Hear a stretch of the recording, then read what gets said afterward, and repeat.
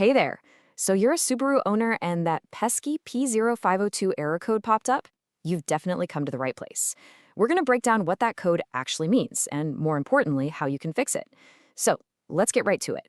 Okay, so you know the drill. That dreaded check engine light flicks on. And maybe you've noticed the car just isn't driving right, feels a little off. That feeling, that poor drivability, it's a huge clue. It often points to an issue with how your car is figuring out its own speed.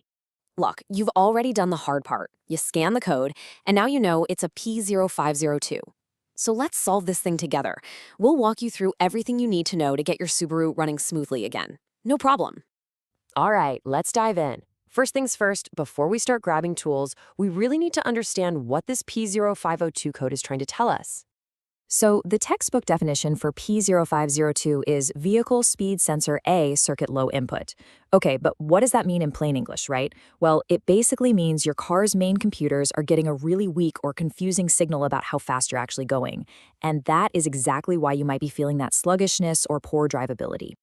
Okay, so our next step is to play detective. We need to figure out why that signal is bad. We're going to treat this like a little investigation and look at the 4 most common culprits for this error code.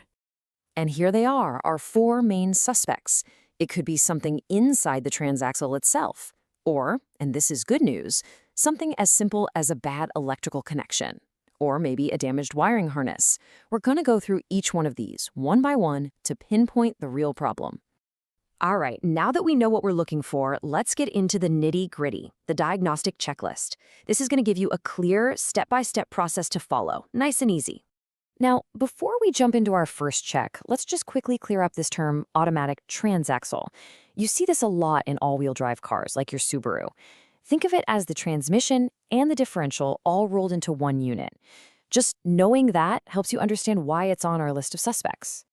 Okay, first up on our checklist, the automatic transaxle. Now, this is potentially the biggest issue on the list, so it's a good idea to know about it right from the start. So if you've gone through your checks and you've figured out the problem is an internal fault with the transaxle, well, this is the most complex fix of the bunch. It's almost certainly going to require a trip to a pro for repair or even a full replacement of the unit. Okay, let's move on to our second suspect. And honestly, this one is super common and way simpler. We're just going to inspect for any poor electrical contact. You know, this is a perfect example of why you should always check the simple stuff first. A P0502 code is so often caused by something as basic as a loose wire or a bit of corrosion on a connector. And the fix? It's just as easy. Clean up those contacts and make sure everything is plugged in nice and tight. All right, for our third check, we're going to look at the communication line between the 2 main brains of your car's powertrain. We're talking about the wiring harness that connects the ECM, that's the engine control module, to the TCM, the transmission control module. These 2 computers have to talk to each other constantly. If the wire that links them gets damaged, well, that conversation just stops. The only solution here is to replace that faulty harness.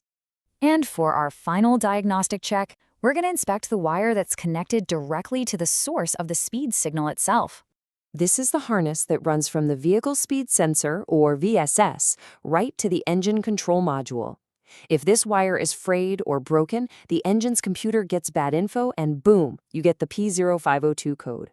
And just like with the last one, if the harness is bad, the only real fix is to replace it. So there you have it. We've looked at all 4 potential causes. Now let's wrap this all up and put it together into a clear action plan for you. So here's a quick recap of your game plan. The solution could be a major repair like dealing with the transaxle, or it could be something as simple and straightforward as cleaning a connection or swapping out a wiring harness.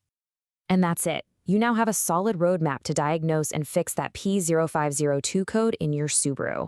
With this information, you are absolutely ready to take control of this repair and get your car back on the road where it belongs.